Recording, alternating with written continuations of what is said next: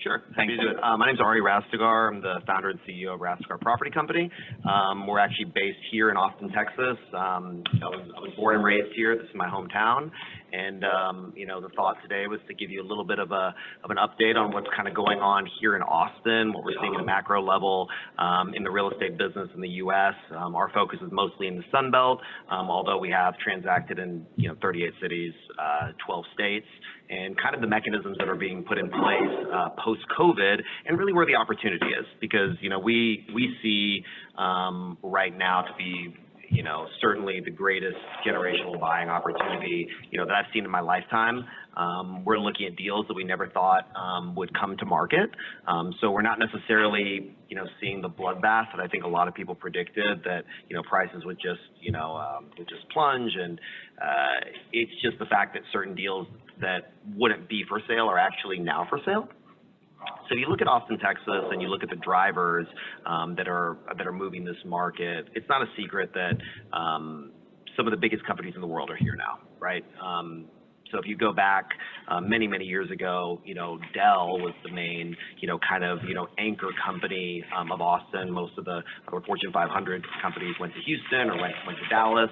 And, after Google Fiber was installed in Austin about 7 years ago, it really laid, the physical infrastructure and the physical fabric for companies, like the Apples of the world that now have a 140-acre campus in North Austin, the Oracles, the Facebooks, to really be able to be here and thrive, long term. So, COVID has taught us a lot of things.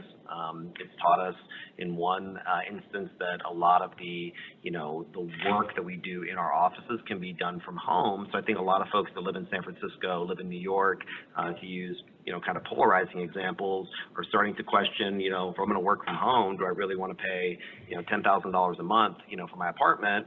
All I really need is a little bit of space to feel comfortable. I need really fast internet. And so you're starting to ask different questions. Although our focus has been, we've been in 7 different asset classes, as I mentioned, been opportunistic in our approach for most of my career. We focused very much on value-add multifamily over the past couple of years, and have built a robust kind of technology-enabled platform to take advantage of what we focus on, called kind of vintage multifamily. And for us, that's really taking a component of the different asset classes within value-add, whether you have Class A, that's typically new construction, that's very well located, or Class C, that's kind of run down, older product. Vintage keeps the allure of many of these different asset classes, namely great locations, yes, a little bit older, needing some capital expenditure, but really real estate is still location driven. So if you have something that's very well located, that has the rents with the right capital expenditure, you can extract a tremendous amount of value, and that's what we've done. We're bringing an opportunistic REIT to the marketplace in the next 30 days to capitalize on that, namely in this in this Sun Belt region, focused on this Golden Triangle within Texas. Austin, certainly with the announcement of Tesla bringing their Gigafactory here last week, the exuberance around the city has never been higher. But I kind of want to just bring to the attention that the exuberance is there, but it's based in data. It's based with real reasons. So when you talk about a boom, I mean, you're inherently talking about a bust. And Austin doesn't have that for the foreseeable future. You're talking about a city that has 152 people a day that are moving to it. Fully diversified economy, right? You have the government, obviously, being the state capital. You have the university, you have technology, you have music, and you have the people that are coming here, and you have an inherent housing shortage because of some of the geographic barriers that exist. So if you look at where Tesla is going in off of 130, off of the tollway, we kind of foresee that will become the industrial and the kind of residential backbone of the Austin MSA. So with that, call it 1,700 acres that Tesla's sitting on. We actually own 50 acres near the airport on that, same kind of corridors. We've done a tremendous amount of research, understanding that area, and there's literally tens of thousands of rooftops that are going in. You speak to the home builders, which are always a great indication of a lot of the other asset classes in real estate. We did self-storage for many, many years, and one of the main gauges that you look at with storage is how many rooftops are within X amount of radius, and that same data metric can be pushed out to all the different asset classes. Certainly multifamily, but they're selling at premiums. They're selling much quicker than pro forma, and if you look at the median age, they're in their early 30s. Large demographic is under 30 and very well employed. So when you take that type of stability, you ask yourself, where's that coming from and why? And the question, ultimately comes is, what's the value proposition of California now? What's the value proposition, of New York? And so when you have a state like Texas, that if it was a country, would be the 10th largest country in the world. You have Austin, Texas, that ironically enough, just became the 10th largest city, or I think is forecasted in the next month to become the 10th largest city in the United States, surpassing San Jose of all cities. So kind of clearly pointing to that dichotomy between San Francisco and between Austin. If you look at those companies that are typically, Silicon Valley based, they not only have their headquarters, or they have a large footprint here, right here in downtown Austin. Google has a new office building being built. It should deliver in 2023. It's 1.2 million square feet. Apple's campus in North Austin, which won't be completed until 2025, will house, I've heard estimates from 20,000 new jobs up to 50,000 jobs. If you talk about all the ancillary businesses and, the metric growth that support these other companies, you're talking about, a massive influx. Austin's projected to double its population over the next 10 years. We're a city or a town of a little under 2 million. We're projected to go over 4 million. And so when I look at, cities like Austin and, my question always comes to infrastructure. Do we have the ability to house these things? And a great piece of news that came out the other day is that, TxDOT and in association with the Austin local government passed a $7.5 billion proposal to expand and bury the highway, I-35, which is the main kind of thoroughfare of Austin, that connects really Mexico, San Antonio, Austin, and then on into Dallas and ends up in Chicago. But, these are all it's all the writing on the wall of what the city, what the state is all going to be, and it's coming out of this exodus that we're seeing from California. Florida, which has experienced a tremendous amount of growth, much of it very, very sustainable as well. Centers around kind of that East Coast and that proximity. New York has always had a very favorable relationship with Florida. Tons of retirees kind of spending time there, but folks are asking themselves, if I'm working from home, why am I paying state income taxes? What does that look like for me? Why do I have a place that's kind of this small? And you look at the millennials, they change jobs more frequently than any generation, and have different core values than the generation before, looking for more experience. They're asking questions of conscious capitalism, asking ESG questions, equality. And, our joke here in Austin is that Austin is not in Texas. It's kind of this, funny anomaly that has, a strong, kind of, left urban core. And then on the perimeter has a, very strong kind of, right perimeter.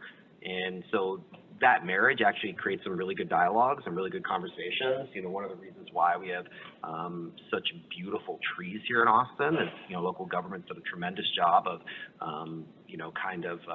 staving off developers like us to not, tear down the 200-year-old, kind of heritage oak tree that's on the parcel, which keeps the city very, very beautiful.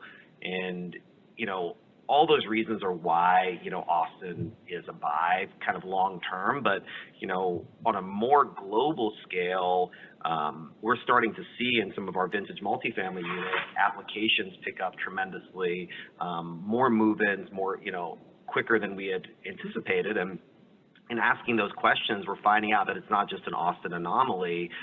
It's really a the expression of a niche market that's actually very scalable in kind of smaller vintage multifamily product, meaning 15, 20 unit complexes up to maybe 120 units.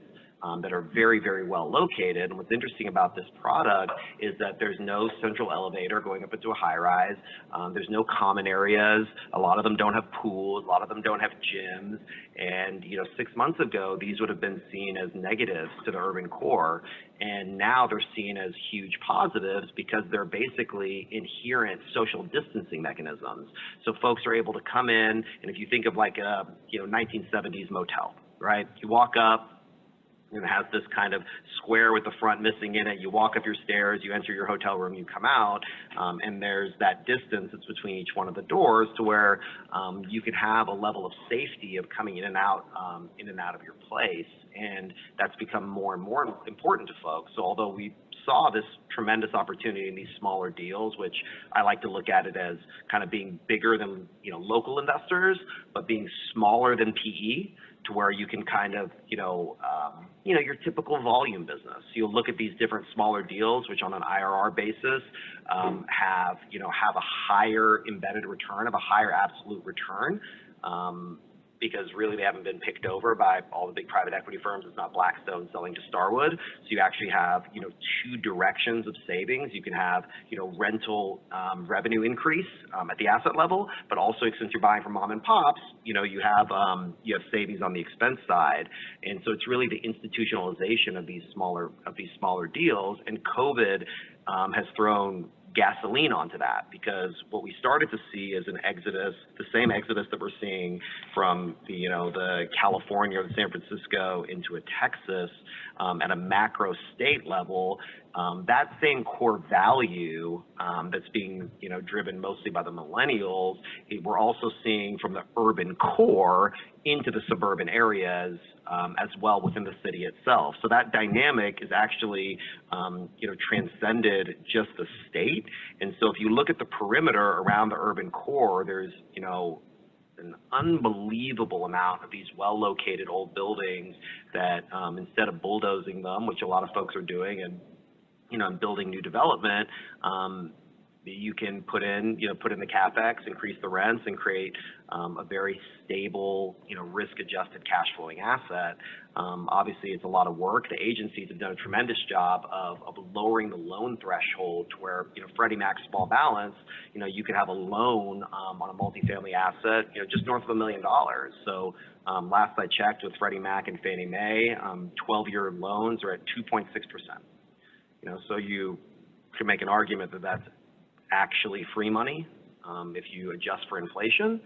And so the key will be going into this market, because I think we all have a little bit of news fatigue. Like, we're seeing so much stuff. It's always, it's like if it bleeds, it reads, right? You watch the news, something's bleeding. I saw whatever, these killer wasps the other day, and you're just watching all this stuff. And, I want to hear the good news, and I believe wholeheartedly, based on this data, that certainly in our industry, we've never seen a dislocation as dramatic as what exists between higher end multifamily, kind of Class A multifamily and kind of Class C multifamily. But more importantly, the dislocation between the pricing of, call it $100 million plus complexes and smaller units.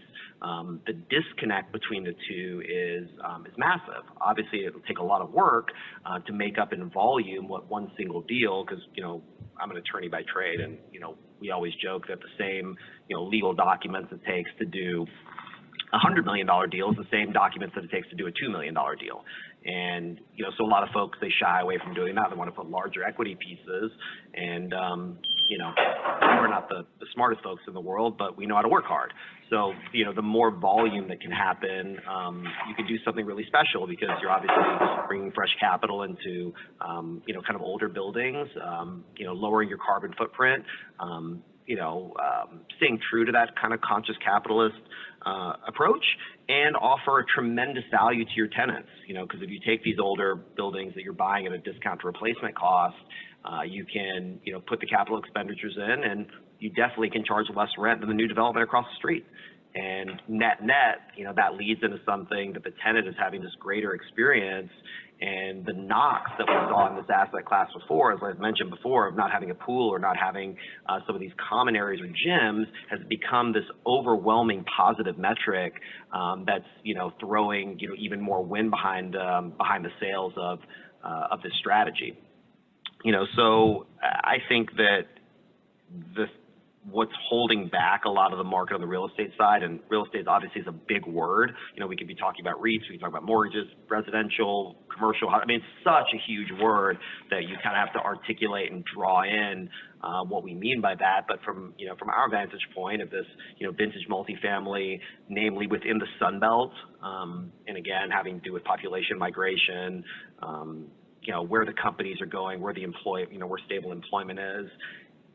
It's an opportunity that it's almost unfathomable that there's still this much product that's available that hasn't been picked over. And so I believe a lot of folks even smarter than me are seeing this in other markets. You look at the public markets and they're priced to perfection, right? And you're looking at the PE multiples. Markets are at a scary high, and I'm not a doom and gloom guy. I'm kind of cautious optimist, but there's places to make a lot of money right now.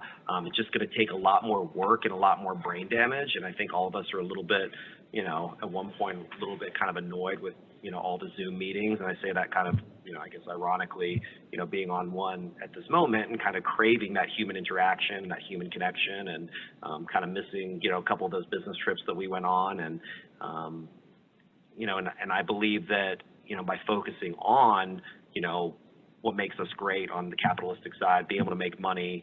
I mean, it's just so overwhelming, what exists in front of us if we do the work, if we push through, if we take that extra meeting, although it will be a little bit more annoying, certainly for me, because I like that part of the business. I like, walking the properties. I like meeting our bankers, our investors, our vendors. That's a big part of it for us.